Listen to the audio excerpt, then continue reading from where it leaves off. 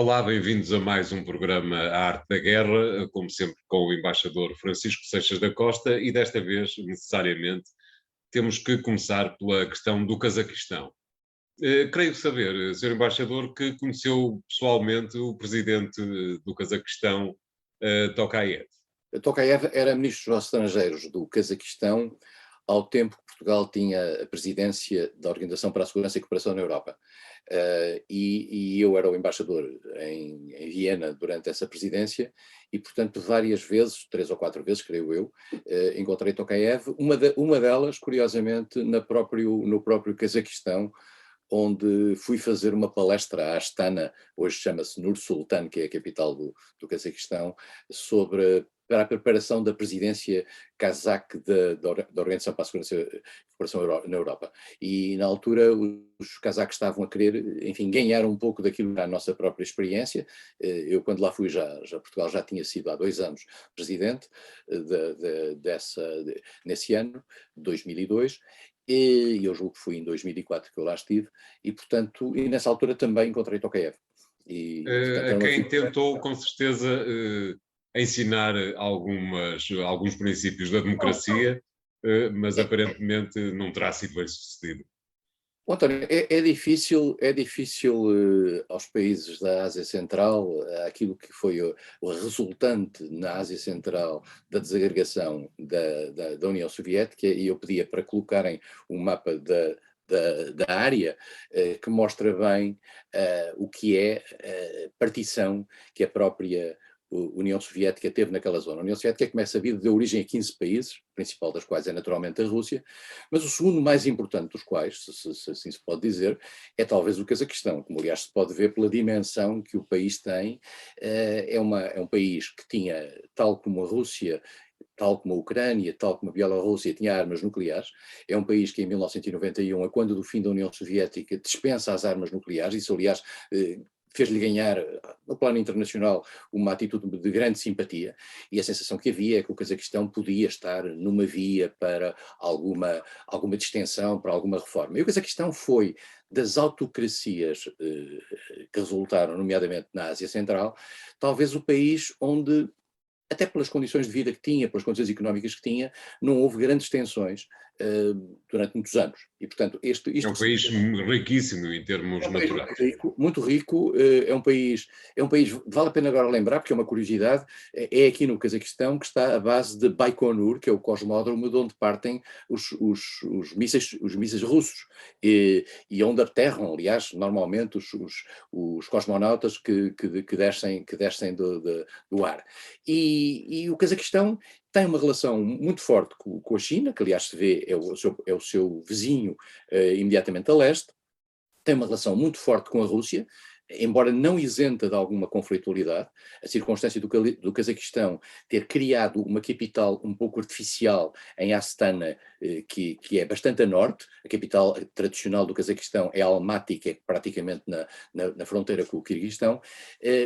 Era a tentativa de criar uma nova centralidade no norte, num território que se presumia que os russos pudessem ambicionar.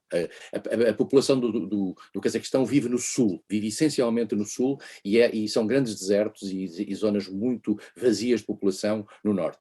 E, portanto, todos estes países, convém dizê-los, estes 5 países, eu conheço-os por acaso todos eles de os ter visitado, são autocracias, são ditaduras. E, portanto, foram, no fundo, tomadas imediatamente após 1991 pelos antigos líderes que estavam ao tempo da União Soviética. Aliás, curiosamente, há uma curiosidade: o Cazaquistão é o último país da União Soviética, porque foi o último país a sair da União Soviética. Já depois da Rússia ter saído, o Cazaquistão ficou sozinho na União Soviética durante 2 dias. E, portanto, são países que, no fundo, nem eram, nenhum deles, curiosamente, demandeur, não era grandemente favorável a ter uma independência, mas perante o imperativo da dissolução da União Soviética, eles acabam por ficar independentes e mantêm as mesmas hierarquias que tinham do tempo soviético. O Cazaquistão como digo, nunca teve grandes problemas em termos de tensões internas, contrariamente, por exemplo, ao Quirguistão, que é um país que sistematicamente teve vários problemas e várias lideranças. Foi sempre dirigido até 2019 por Nursultan Nazarbayev, que era o homem que vem da estrutura da União Soviética. O próprio Tokayev também, o atual primeiro Presidente da República, também é dessa mesma extração, digamos, embora mais novo. E essa é a primeira má notícia, não é? Exato, e eles no fundo herdaram toda aquela estrutura e o mundo ocidental acabou, de uma certa maneira, por viver com aquilo. Por exemplo, após o 11 de setembro, os Estados Unidos, embora não fossem muito relevantes na região, conseguiram acordos, por exemplo, com o Uzbequistão para fazer uma base militar. Não obstante o Uzbequistão ser talvez uma das ditaduras mais ferozes da zona, que era Karimov. Conseguiram uma base também no Quirguistão, que é um país que teve altos e baixos, e conseguiram uma base em Manas, que já fechou há 4 anos, e essa base, no fundo, os russos depois compensaram isso criando uma outra base ali. Os russos mantiveram, e os americanos, portanto, tiveram ali alguma influência, alguma tentativa de influência, e havia muita curiosidade em saber, estes países não lhes é indiferente a sua vizinhança ao sul, e se nós repararmos, no sul está cá o Afeganistão. E, portanto, em particular para países como o Turcomenistão, o Uzbequistão e o Quirguistão, são países que têm uma relação complexa. No caso do Turcomenistão, são montanhas e é uma grande dificuldade de passagem. Mas os outros têm inclusivamente uma base russa, uma base militar russa, na fronteira entre o Tajiquistão e o Afeganistão. Eu visitei essa base, e há uma tentativa de trabalho conjunto, que aliás teve resultados nesta questão agora da presença de forças russas, na luta contra o terrorismo. A luta contra o terrorismo, vamos ser claros, naquela zona acabou por ser um pretexto para reforçar as ditaduras. Claro. E acabou por ser um pretexto para perseguir inimigos que não só islâmicos, mas também de outra natureza. A Rússia fez o mesmo. Aliás, na Chechênia, e a luta contra o terrorismo foi um grande alibi para estes países. Portanto, este era o último caso, digamos, de alguma de estabilidade mantida até agora, o Cazaquistão. Não me parece que quer a Rússia, quer a China depende muito do Cazaquistão, porque precisa muito do petróleo e do gás do Cazaquistão. Exatamente. O Cazaquistão é, nesse aspecto, um país bastante rico. Aliás, é o petróleo, curiosamente, quem desencadeia os preços da gasolina, quem desencadeia esta revolução. É muito interessante perceber que a gasolina tem um impacto nisto. Mas a Rússia é apelada a entrar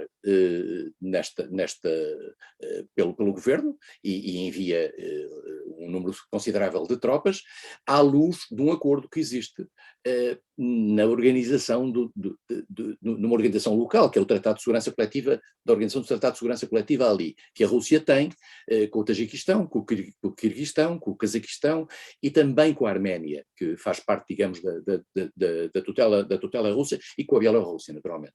E, portanto, estamos aqui numa expressão do poder russo.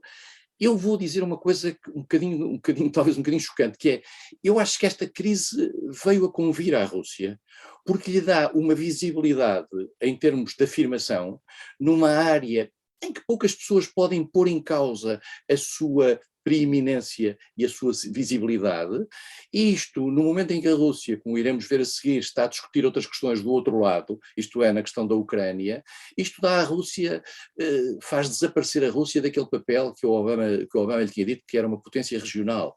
Exatamente. A Rússia mostra que é um bocadinho mais do que uma potência regional, claro, e que ainda tem algumas cartas a dar nesta matéria.